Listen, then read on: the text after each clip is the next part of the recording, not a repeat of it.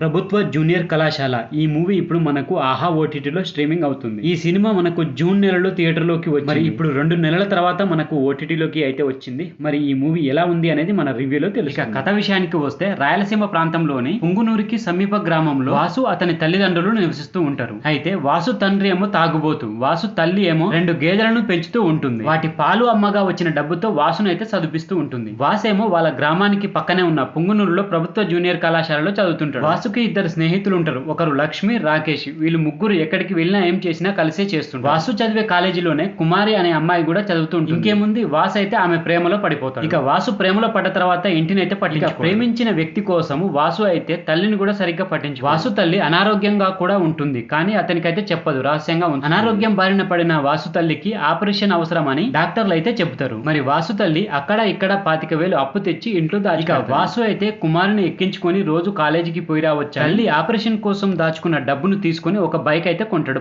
ఆ తర్వాత వాసు జీవితం ఎలాంటి మలుపులు తిరిగి, వాసు కుమారుని పెళ్లి చేసుకున్నాడా, అలాగే వాసు వాళ్ళ అమ్మకు ఆపరేషన్ జరిగిందా అని తెలియాలంటే మనం సినిమా చూడాలి. మొత్తంగా ఈ మూవీ ఎలా ఉంది అనేది మన విశ్లేషణలో తెలుసుకుందాం. గ్రామీణ నేపథ్యంలో జీవితాలు, కాలేజీ చదువు కోసం టౌన్ కు వెళ్ళొచ్చే స్టూడెంట్స్, ఆ దారి మధ్యలో జరిగే పరిచయాలు, అవి ప్రేమగా మారే తీరు, అలకలు, బుజ్జగింపులు, విషాదాలు, ఇలా ఈ అంశాలతో కూడిన కథలు గతంలో చాలానే వచ్చాయి. వాటిలో సహజత్వానికి దగ్గరగా మలచబడిన కొన్ని కథలు మాత్రమే ప్రేక్షకులకైతే ఆకట్టుకున్నాయి. అలాంటి కథగా వచ్చిన సినిమానే ఇది. అది ఒక గవర్నమెంట్ జూనియర్ కాలేజీ. చుట్టుపక్కల పల్లెల నుంచి వచ్చి చదువుకునే టీనేజ్ పిల్లలు స్నేహితులతో కలిసి చేసే సందడి హడావిడితోనే ఈ కథ కూడా మొదలవుతుంది. దర్శకుడు ఈ కథను చెప్పడం కోసం అందరినీ కొత్త వాళ్ళనే ఎక్కువ తీసుకున్నాడు. కథను కూడా చాలా నేచురల్ గా దగ్గరగా తీసుకొని వెళ్ళిండు. అందువలన మనకు తెలిసిన కథే అయినా పాత్రల చిత్రీకరణ కారణంగా మనం అయితే కనెక్ట్ అవుతూ ఉంటాం. అంతా కొత్త వాళ్ళే అయినా బాగా చేసి సినిమాను థియేటర్లోనూ టీవీలోనూ చూస్తున్నట్టుగా కాకుండా మన ఇంటి కిటికీలో నుంచి చూస్తున్నట్టుగా ఉంటుంది. తక్కువ బడ్జెట్ లో దర్శకుడు ఈ మాత్రం అవుట్పుట్ తీసుకురావడం అనేది విశేషం అనే చెప్పాలి. ఈ సినిమాలో విజయ్ యేసుదాస్ గారు పాడిన పాట అయితే బాగుంది. కామ్రాన్ అందించిన బ్యాక్గ్రౌండ్ మ్యూజిక్ అయితే కథకు తగ్గట్టుగానే ఉంది. గ్రామీణ నేపథ్యంలో వచ్చే లొకేషన్స్ కూడా కెమెరామెన్ అయితే బాగా చూపించిండు. తక్కువ బడ్జెట్ లో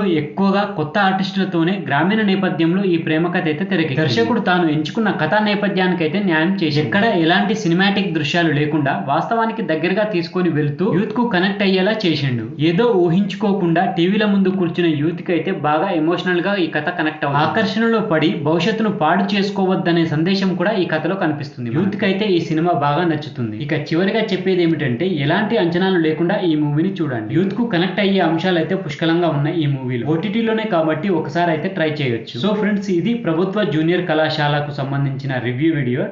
ఈ వీడియో కనుక మీకు నచ్చితే మాత్రం నా ఛానల్ని తప్పకుండా సబ్స్క్రైబ్ చేసుకోండి. అలాగే సబ్స్క్రైబ్ బటన్ పక్కకున్న బెల్ ఐకాన్ని ప్రెస్ చేసి ఉంచండి. ఎందుకంటే మనం ఎప్పుడైనా కొత్త వీడియో అప్లోడ్ చేసినప్పుడు మీకు నోటిఫికేషన్ రూపంలో వస్తుంటాయి అన్నట్టు మన ఛానల్ ద్వారా. అలాగే వీడియో నచ్చితే మాత్రం తప్పకుండా లైక్ కొట్టండి. Thank you friends. మళ్ళీ ఒక మంచి వీడియోతో మీ ముందుకు వస్తా. అంతవరకు బాయ్.